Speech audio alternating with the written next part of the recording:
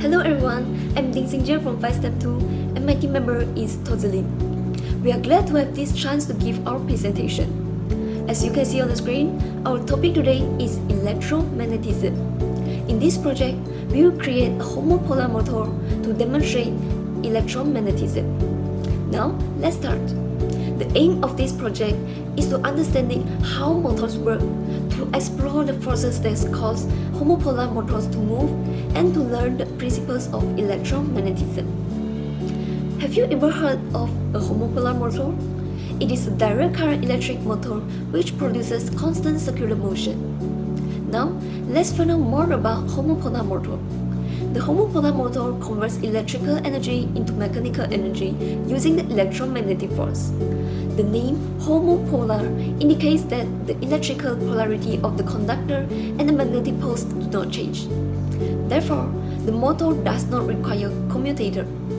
It isn't very useful because it uses very high electrical currents, has poor efficiency, and a few other factors. You just can't get much useful power out of it. One thing it's good for is a great demonstration as they illustrate the principles nicely. Well, let's move on to the brief history of a homopolar motor. The homopolar motor was the first electrical motor built by Michael Faraday in 1821. This achievement came after his discussions with the scientists Humphrey Davy and William Hyde Wollaston, who had also been trying to create electric motors. As we can see from the diagram, Faraday's motor consisted of a vertically hanging wire. Its upper end was free to rotate, while its lower end was dipped into a pool of mercury. Positioned in the center of the pool of mercury was a permanent magnet. On passing current through this arrangement, the hanging wire rotated about the magnet like a conical pendulum. So, how can we make our own homopolar motor? First, prepare a copper wire, neodymium magnet, and AA battery. Next, attach the magnet to the battery and bend the wire into any shape. Finally, balance the wire on the battery. Allow the copper wire to rotate freely while closing the electric circuit by touching both top of the battery and the magnet attached to the bottom of the battery. As the copper wire curves around the magnet, the wire will begin to spin. So, that is the procedure of making a homopolar motor. Here now is my team member, THAW, will explain about working principle of homopolar motor. How does a homopolar motor work? The copper wire connects the positive battery terminal to the magnet at the negative battery terminal, completing the circuit. Consequently, a current of electron will flow through the wire.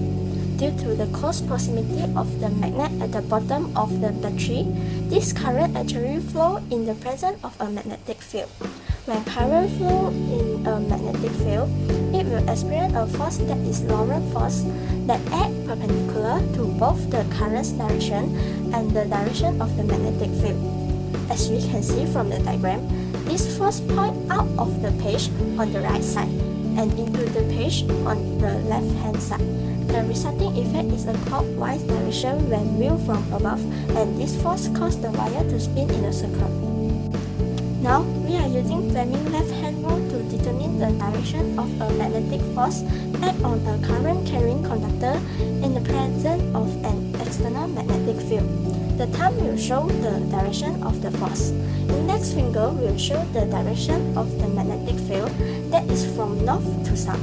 Middle finger shows the direction of the electric current.